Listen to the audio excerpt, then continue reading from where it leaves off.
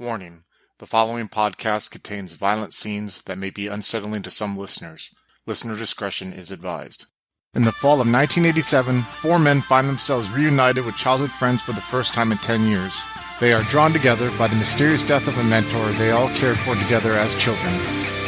World of Darkness: The Ultimate Evil is a first edition Chronicles of Darkness game that takes place in Bismarck, North Dakota, and is inspired by the Satanic Panic of the 1980s. Remembrance is the first story arc that follows Alex, played by Adam B., Wayne, played by Adam C., Che, played by Andrew, and Michael, played by Slavic, as they discover the mysteries that surround them in their hometown. If you would like to contact us, you can reach us on Twitter at twin_cities_VTM or on Facebook at Twin Cities by Night. We hope you enjoy.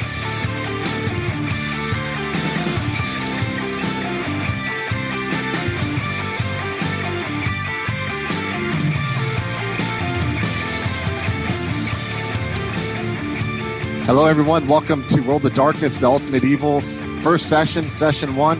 I have Adam here and I have Slavic here. What we're going to do is, just for those of you who aren't aware, the game takes place in 1987, but there's some backstory that goes on and that help get you guys situated to where the story's going to take place. So both of you were born and raised in Bismarck, North Dakota. For those of you who don't know, it's in northern United States, borders Canada, kind of quaint state at this time. Doesn't have too many big cities, and the two biggest cities are either Fargo, North Dakota, or Bismarck, North Dakota, which is the capital. We're going to talk about the year is 1977. It's the summer of 1977. You two, as children, are enrolled into a summer program that is for kids who are having behavioral issues, aka brats or troublemakers. I'm going to let you, Adam, first describe your character as a kid, his name, and what he was like as a kid that brought him in here, and then we'll go to Slavic. So go ahead, Adam. All right, my character is Alex Sokolov. As a kid, he was a smartass. He was the class clown. He's actually of Russian ancestry. Yes, he is Russian. His actual first name is Alexei, but given that this is Cold War America, he tends to hide that quite a bit. So Alexei's dad was very absent. He was working a lot. His mom was very passive, didn't tend to be terribly involved. So he sought out all of the attention he could get at school from his peers, from teachers. And eventually one of his pranks went a little too far. Someone got hurt, and his mom ended up putting him into this program to try to help him get on the right track, maybe get a better future for himself and the one that he was building by acting out. Okay, so my character is Michael Gray, who, as a child, he had a lot of pent-up anger and anger issues, and he was a bully. And it was because his father got killed when he was 8 years old, and he got killed in a drunken bar fight, got stabbed. And his mom sort of works two jobs, isn't at home much, and works all the time to support them, and which leaves him with a lot of free time where he's not home alone. He usually goes outside and he hangs with, other poor kids, and they cause lots of trouble. And that's sort of why he got put into this troubled youth program. So that brings you two together, along with roughly 10 other kids who are part of this program, who are from the age of 12 to 14, have this counselor named Amanda Porter, who basically was an 18-year-old, just graduated high school, had straight blonde hair that was cut down to the center of her back. That was the fashion then in 1977. Had piercing blue eyes that were probably from a German background. She's about 5'3", 100 pounds. But the thing about her was that within that 5'3" frame was the heart and the personality of someone that was like much bigger and physically imposing. Basically, she was just this really fiery spirit that was entrapped in the small body. But that spirit was a spirit of caring and wanting to give back to the world. She came from a Christian background. Growing up in Bismarck, throughout the year she had worked on like different Christian summer camps, but this year she decided she wanted to try something new and work on this program. During this summer, it was a beautiful summer, by the way, in North Dakota, like green trees out, slightly humid at the time, but you guys would do everything from go to the Capitol State grounds to look at the Heritage Center, which is like a museum, to going along the Missouri River, to go swimming. Just, she always found something to do with you guys every day to kind of show you different aspects of life and other than getting in trouble. But also she became almost a mentor to each of you in the group, taking time specifically with each of you to find about who you really were, what drove you, why you were the way you were. And also, though, not only harping on the negative aspects of you, but she also wanted to find the good aspects of you, the talents, the gifts that you guys had, because she felt like you all had gifts. You just weren't being able to find the right way to channel them. So what was your relationship like with her, Adam, when you were a kid? She was Alexi's first crush. She was extremely sweet to him. Her kindness, the focus of her attention on helping him to develop his sense of humor, his behaviors into a more positive outlet, making people laugh instead of putting people into positions where he could laugh at them. But yeah, he was very into her. He definitely had a massive first crush on her. Oh, what about you, Michael? What was your relationship with her? Yeah, I think she was definitely a bit strict with him because he was a violent kid and he was aggressive, but it was a stable time for him. He didn't have to worry about things like if they're going to eat next week and stuff like that, and she really helped him apply himself, into sports, get him to channel his anger somewhere. And that's actually how we started doing track and field. So she was basically like almost a temporary parental figure, not on your mom. Definitely. Yeah, because you're obviously with your mother working hard enough and caring about you, but she actually had no time for the nurturing side of motherhood. So yeah, that's very good. This summer was amazing for you guys. I mean, you not only did you get to have a good time with her during the day and this group with her, but you met these other 8 kids. You guys were like almost like a little BMX bicycle gang with each other for that summer. Like when you guys weren't there at the camp, you guys were out and about doing what you guys did. There's a reason why you guys were all together. And unfortunate for some windows, maybe a couple of candy bars that were stolen or some tire swings that were jumped off of. You guys were a pretty close-knit group of kids, especially so seeing that unlike most times where you were kind of singled out for being a problem child, you guys were a gang of problem children. So it was a very fun summer for the most part for you guys because of this camp. And then afterwards getting to hang out and do things with each other. Throughout the game, we're going to have one of the things we're going to do at the game. The players already know this is we're just randomly the players will come up with some backstory, like where they have a memory of something, or you know what I mean, or just kind of free form it in a way. So towards the end of the summer, around roughly when there was like a week left, you all knew that Amanda was getting married and eventually going to move to Stanford, California, because her future husband was going to go to school there. She was going to move there with him. She was his fiance, and then they're going to get married there. So that last couple of weeks was a little somber, knowing that she's going to be leaving, and also that this thing was going to be wrapping up soon. But there was one distinct afternoon that really kind of brought feelings of happiness and everything to a screeching halt. It was when you actually were staying after the camp ended for the day, helping her clean up because she would help with the younger kids or whatever. The counselor had the younger kids, and you guys just wanted to be around her, like you said, for your different reasons. And you saw towards the end when you guys are getting your bikes off the bike rack and getting ready to go cause havoc, you saw about 50 yards away her walking to her car that her parents had given her that year for graduating, and seeing 3 people walking up to her in a loud manner, confronting her. You couldn't really hear, but you saw the figures first. You saw there were 3 of them. One was a female and 2 of them were males. The female kind of had curly, dirty blonde hair. She was probably like the same height, same size, you could tell, as Amanda was. She looked, though, like she really was upset. Like you could see just scorn and disgust on her face. And like she was talking so intensely to Amanda that spittle was flying out of her mouth. And you see this other guy standing behind her. He wore like a purple crushed velvet shirt, had some gray slacks on. He had dark hair, really thick dark hair that was kind of combed back, and had a really thick handlebar mustache with really intense eyes. And he was just standing there, not really doing as much shouting, but was kind of definitely taller than the others, more athletically built, and was more imposing. And then you see finally the person who seemed to be the most in her face, definitely invading her personal space, was a guy who was about 5'11", had blonde hair. It was cut in the style that it was usually that day. That was kind of a bowl cut almost. That was cut to the back of his neck. Clean shaven guy, had a sleeveless shirt on that kind of had like a California skyline on it, had some bell bottom jeans on, and he's just like ripping into her, like pointing at her, almost like poking her chest and everything like that. When you guys are standing there watching, it's almost like a paralyzation like came over you guys, paralysis, where I don't know if you ever experienced as a kid. I did, because I was kind of a troublemaker at times, where almost like you're getting caught and your body just locks down. Either two things happen. You start laughing uncontrollably because you're scared shitless, or your body locks down because you're like, oh crap, like a deer in a headlight look. And that's almost what you guys are feeling right now when you see this. You see them screaming and they're yelling. You see her like she's kind of backing up slowly to her car. And then you see one of them look, the female looking at your guys' direction. She kind of like taps the guy in the chest, the blonde, and he stops and she points.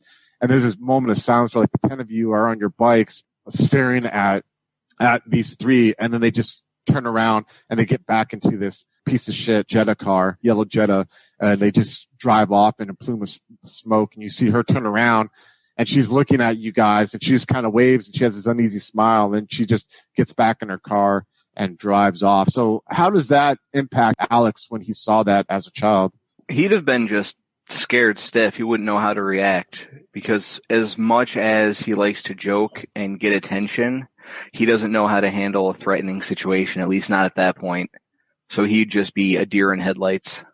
In all reality, too, you probably had never witnessed something like that either as a kid, seeing like three adults come and just start badgering verbally, and things like that, getting intense. So yeah, definitely I could see that. What about you, Michael? Yeah, it was definitely scary. And, Michael saw it as a grown-up business, something he had no business meddling in, and he didn't want to meddle with. He didn't want to get hurt. And, he was genuinely scared. As that week wraps towards the end, you get invited by Amanda's mom, who came one day and told you guys about how she was throwing a going away party at her house for Amanda when before she moves to Stanford with her fiance. You guys are excited because it's a cookout and a summertime cookout, and what better way to wrap up a summer, but also you get to hang out with Amanda outside of a camp. And for those of you who may have had crushes on her or whatever, as a boy with a crush, just being around a chick like that kind of is worth the hassle, even if you're way out of her age limit, but it's still pretty rock and roll. So she lives on 4th Street in Bismarck, North Dakota, which is a street that is in the northeastern side of Bismarck by the state capitol. So for those of you who know, the state capitol of North Dakota is actually the tallest state capitol in the United States. It's almost like a skyscraper in a way. And around the skyscraper, there's these huge, lush green grounds where they also have like a museum and they have a state library. You go there and there's like, I'm serious, like fields. You can see a field of green grass, but then there's neighborhoods that are built around the square that the Capitol resides in. These houses were built like in the 50s, really quaint neighborhoods of middle-class families, kind of blue-collar middle-class families that take pride in their neighborhood. You guys go on 4th Street, which is kind of a two-way busier street. You kind of feel the ease of the shadows that trees in the front yards give over the sidewalks. And you see acorns that kind of have fallen off and some crab apples showing that fall is coming around. But you guys feel like free when you're riding your bikes. You feel like a force, like a well-oiled machine, like in the movies where you watch The Wild Ones with Marlon Brando and they're on their motorcycles and just like eating miles on the highway. You guys feel that way as you're just cruising down on your bikes, riding along traffic too that's going like at 30 miles per hour, 40 miles per hour as you come up to her house, which is on the left side of the road. You see as you guys roll up, her house is kind of painted a mustard color, has a crab apple tree in the front, well taken care of green grass, and you can hear the sound of music in the background or in the back of the house of like 70s disco, stuff that Amanda would have listened to with her high school friends, playing on a record player. You hear people talking and stuff like that. And you can tell like, yeah, you're coming to one hell of a party here. As you guys come get off your bikes, you kind of like don't know where to drop your bikes, but you're like, hey, you've gotten this sense of camaraderie. You're like, we'll drop our bikes wherever we want to drop them. You kind of just put them in her front yard. So there's like 10 bicycles just either on the kickstands or laying on their sides. As you guys walk up to the front door and you see that the screen door, it's one of those old screen doors where they could put the little thing on top to set it to stay open.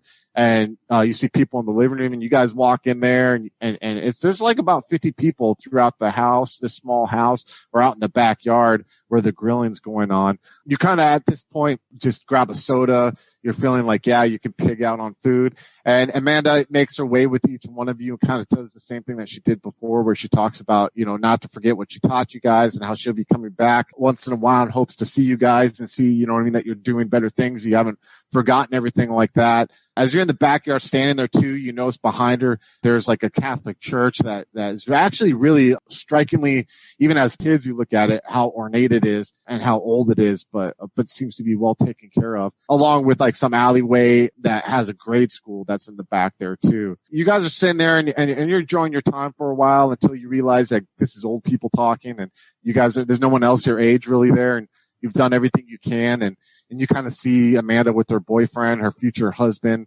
like holding his hand, and that kind of just rubs you guys the wrong way a little bit, like this guy's encroaching on your territory in a way. So you guys decide to dip out, and while you're dipping out, you get on your bikes and you start going down the sidewalk again. You guys all kind of notice out of the corner of your eye as you get like 2 blocks down, you see the guy who was pointing his finger at Amanda's chest with the blonde hair getting out of his yellow Pinto and looking like he's like looking through some mail that he got in his mailbox as he's walking to the front step with his keys in his hand. And now in modern day, when you look back on these times, modern day being 1987, when you look back on these years, you kind of just think at this moment, after that, you guys just kind of drifted apart. You don't like if you were to sit there in 1987 and have someone go up to your characters and ask what exactly happened with the group, you kind of like, oh, I don't know what happens to kids. And you find other interests. School year starts. You guys go to different schools.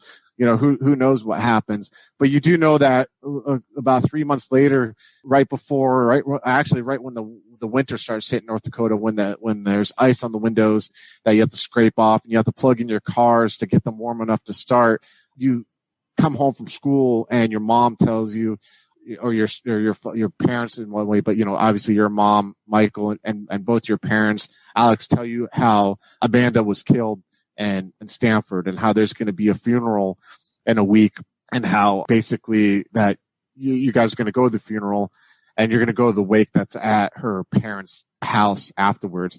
When you go to the funeral, how do you feel at this funeral when you go there? Like what's going on with Alex? He's devastated. She was one person who seemed to really connect with him and really care about him. And now she's just gone, and he doesn't know how to quite handle that. So it's a lot for him to process, but there's still that just cold block of ice in the pit of his stomach that something is terribly wrong here. What about you, Michael? Yeah, I think he's definitely sad, but maybe not as sad as Alex. He's already had this happen to him before with his father. Someone important to him died, and probably tries to console the others, like be the rock of strength at that time. Yeah. Would Michael feel at this moment like everyone that pretty much he gives a shit about gets taken sooner or later, and like not to? Yeah, definitely. Does that make him colder at this moment? That's cynical, I think. Cynical. I like that. Okay, definitely. Well, as you guys are at the funeral, you really at this moment aren't seeing each other too much at the funeral. It's not until the wake. And you guys are sitting there, and like you said, Michael, you're trying to console others, but you feel this weird tension between you guys, and you don't know what it is.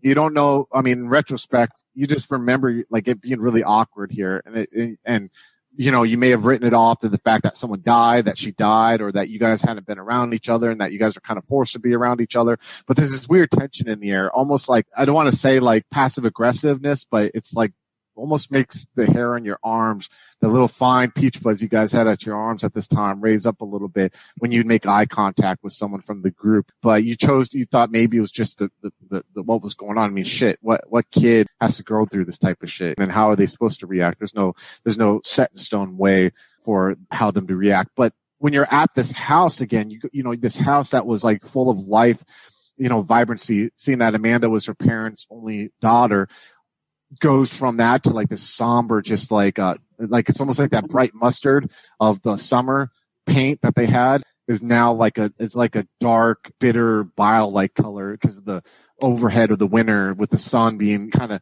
overcast with the dark clouds and with the ice and the snow. And you go inside and now it's like you feel trapped inside because the doors aren't open on both ends. There's no like traffic going through the front yard to the backyard. There's no celebration. It's all inside. And you just hear like this constant like of like a grandfather clock that's in a study that her dad had. And like you start noticing like the crucifix that's on the wall that's ornated from like dark wood. And you start realizing that like you feel like this is a prison. And at this point you feel like not only because of her death, not only because of the tension you feel, but you feel like you can't just be in this room. And eventually you guys ask your parents to leave while the family mourns. And that leads to us fast forwarding to 1987. So Alex, tell me what happened with Alex from that moment to 1987 and how did everything affect him? Her death left a pretty big hole in Alex. And eventually, he went back to school. The pranks started up again. They started to get a little bit meaner.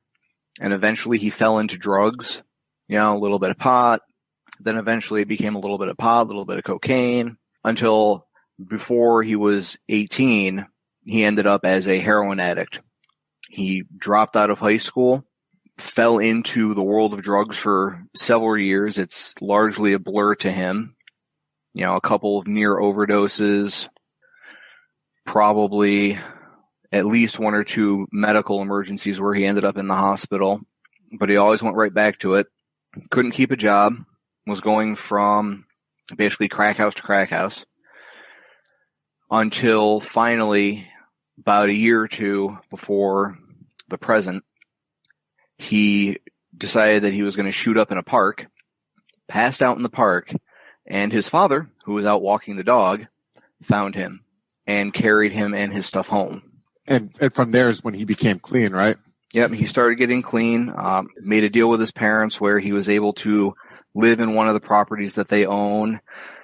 He realized that he had sort of hit rock bottom and that he needed to start crawling his way out of the hole. So first thing he did, he got clean. Then he found himself a stable job. He's been working at a bar, started off as a barback, eventually became a bartender.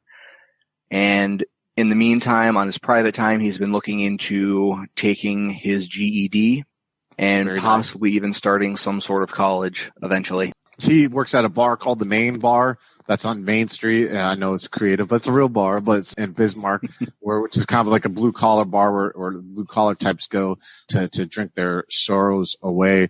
What's Alex's appearance and how does he look in his mannerisms at this age? Like what kind of style does he have and so on and so forth? He's a pretty tall guy. He's about 6 feet tall. He's got blonde hair, blue eyes. He's very skinny, like borderline unhealthy, largely as a result of spending so many years putting his money towards drugs instead of, food. He dresses very plainly, blue jeans, probably a flannel shirt or a basic button-up shirt. Nothing flashy. Probably has a leather jacket, we'll say. Something he inherited from his father or grandfather. Older. It's got a couple of rips. The leather's in rough shape here and there, but it's serviceable. Would you say he's like the type to listen to country western music and stuff, or is he like more of a rock guy, or is he just his main concern right now is getting his life back on track? Oh, it's all about Zeppelin. It's all about the Zepp. So what you said he's taller, like what color hair does he have, and like what are his like what features that? Yeah, he's blonde hair, blue eyed. You wouldn't necessarily you peg him more as a German than like stereotypical German as opposed to Russian. Does he have any facial hair, or like what kind? Does he just have a short haircut like that, or very short, close cropped hair, no facial hair? He keeps himself clean shaven. He really tries to put an effort into keeping himself clean in every way possible. But you also tell me, didn't you mention like he's also like looked into like healthy eating and stuff like that? Didn't you mention that to me before? Yeah, he's looked into stuff like that, but he still can't quite afford to do it. Yeah, and obviously, especially in the 80s, right? Yeah, and he's got a lot of old debts to pay, whether it's literal cash or asking people for forgiveness. So much of his effort is spent on trying to make up for what he was instead of trying to build himself into something better at the moment.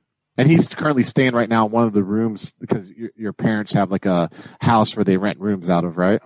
Yeah, they have a house that's been subdivided into several apartments, and he lives in one of the apartments rent-free, but in exchange for that, it's his job to take care of the house. So if a hole in the roof needs to be patched, he has to grab the ladder and go up and do it. If the snow needs to be shoveled, he has to get out of bed at 4:30 in the morning to shovel it so that everyone can get out to work. Builds character, right? I call that paying back a debt to your parents. Yeah. For being such a little shit. Michael, just kind of go over the same stuff that Adam went over for Alex. Well, what happened afterwards, he started really applying himself in track and field, doing all the sports stuff, but he never really stopped being so aggressive or bullying people. He was still he was an ass. He was. And afterwards, he got a scholarship to the private high school, Catholic school. Yeah. But he got kicked out later on because of his attitude, because he beat people up. And that was probably his wake-up call. Afterwards, he went to a public high school and then went on to get a degree in criminal justice, was it? Right? Yep, criminal justice, yep. Yeah, where he got a scholarship thanks to his sport when he really started applying himself and he really tried to make himself a better person, trying to make amends for who he was. Like paying back society and everything, right? Yep. And afterwards, after college, he went on to become a police officer.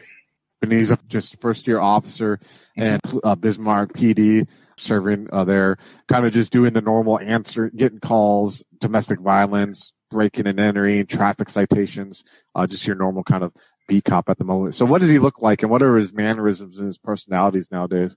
I think he's very upfront. He doesn't like lying. He just likes to be honest to people. Sometimes that doesn't go over well. And he's 6'1" tall. He weighs 160 pounds, 24 years old, has brown hair, gray eyes. And yeah, that's probably a short haircut. Nothing too fancy. No facial hair? Or does he have the 80s mustache? I don't think so. Gotcha. So there was a scene that you guys, and I've obviously been working with these two, going over the background for their characters, because that's our goal. We want this game not only to be like story driven, but character driven and them discovering more about their characters. But there was a scene that you two came up with on your own, kind of about where you guys ran into each other at one point between all this. Am I correct? Yep. And what exactly was that scene? I'll let you guys talk about it. That was when we were at the same house party, like a year or two after high school. Yes. Stumbled upon him where he was about to shoot up. And I tried to convince him not to, but he refused and stormed off. And I found him later on with a needle in his arm, passed out. You just kind of left him there, or was that when you were going to college? Or that was college, so I guess I probably would have called someone, definitely, at that point. Definitely. Hello, folks. Have you ever wished you could have an easy way to find gameplay videos and podcasts, or just media in general that deals with your favorite White Wolf role-playing games? Or have you ever wished you could find a forum to share gameplay that you have recorded, one which wouldn't be drowned out by random posts and discussion, so that your media could get the attention you want? Well, we have the answer for you in a Facebook group we run called White Wolf RPGs Gameplay and Media. The group is specifically ran with the sole intent of it being a one-stop shop for people to view or share media involving the games we all love. We take thorough steps to ensure the page does not become cluttered and is easy to traverse. We are currently over 1,000 members strong, and we are continuing to rapidly grow, with new media being shared every day. Stop on by. We hope to see you there.